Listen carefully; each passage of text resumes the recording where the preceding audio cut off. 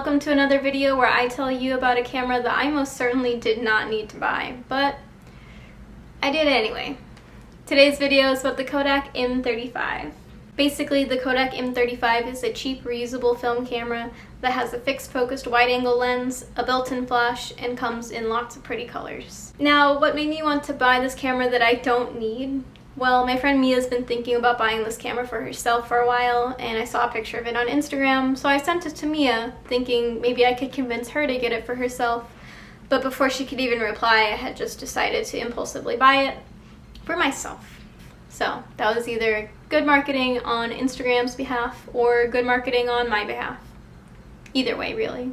The classic Kodak packaging looks so nice I don't even want to open this, but that is the price I pay for buying another camera I don't need, along with the $34 this camera cost me, plus the price for film, and the price to get that film developed.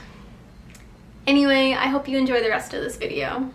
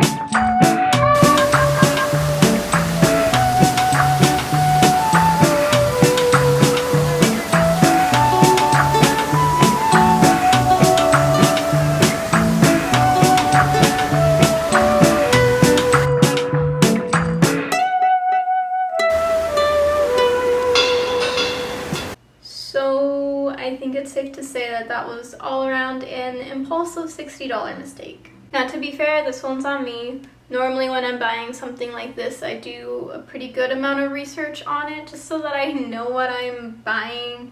But this time I kind of just saw a pretty little blue camera and I gave it my money. Now, to be fair, I did read the specs on this camera when I did purchase it initially. For some reason, it just didn't occur to me that this really is just an alternative to buying disposable cameras. The only difference is, one, you do have to buy your own battery and put the battery in yourself, and then you also have to put the film in yourself, and then when you're done, take the film out yourself. That's it. It's really just a very bare minimum camera. So now that I've used this camera and I fully understand what it's supposed to be, which is really just a replacement or alternative to using disposable film cameras over and over again, I will say I don't like the shutter button on this. Now, I'm okay with not having a lock or an on and off switch on this camera because most disposable film cameras don't have that. However, the shutter button on this one is a little different. It protrudes out of the camera, and from my memory, it's been a while since I've used disposable cameras, but like the Kodak and Fujifilm ones, from what I remember, their shutter buttons kind of lay more flat against the camera body, and you kind of just push down into the camera to take the photo. And with this one, I was afraid of throwing it in my backpack and kind of would try to carry it everywhere myself, just because I was so afraid that something in my backpack would like push down on the shutter button and I'd accidentally waste a shot from that. And while that did not happen to me, I'm pretty confident that it did not happen specifically because I was so aware and worried that it would, that I was just holding the camera myself, or just kind of like very carefully placing it in my backpack and very carefully carrying my backpack with me. So that is my main issue with the camera for what there actually is on this camera. Now, I use Kodak Gold 200 film because it's a really pretty film stock. I like to think I'm pretty familiar with what it looks like, or at least what it can look like. And I like to think that I'm pretty familiar with which type of lighting would work for it, or at least what lighting won't work for it. Now, honestly, I'm a little disappointed with the results from the Kodak M35, but all things considered, I'm not really surprised. Like we established earlier, the Kodak M35 works basically the same way a disposable film camera does, and the type of film that's usually in disposable film cameras has an ISO of 400 or 800 usually. So if you're still interested in using this camera, I would say definitely try to stick to a 400 or 800 ISO film just to get better results. I guess I don't completely hate the way a lot of these came out. Maybe they've just grown on me, or maybe just knowing that I can always edit them to make them look better or more to my preference kind of helps their case as well. And later I did experiment with flash, and I kind of like the way some of those came out. Like this one I took one night of Nathan at the gas station. However, one question still remains, and that's if I will ever use this camera again. And honestly, I don't know. I have been trying to think of an instance where I can use this camera again, so I feel like buying the camera wasn't a waste, while also feeling like putting more film through this is not a waste either.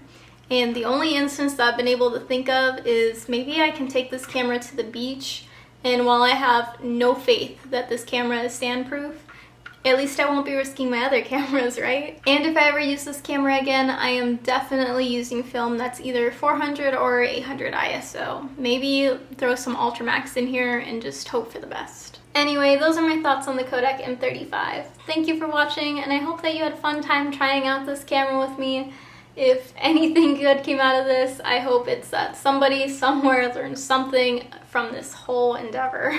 Well, now I have to open it. I don't want to ruin it. Don't want to do it. No, it was so pretty. That was the instructions.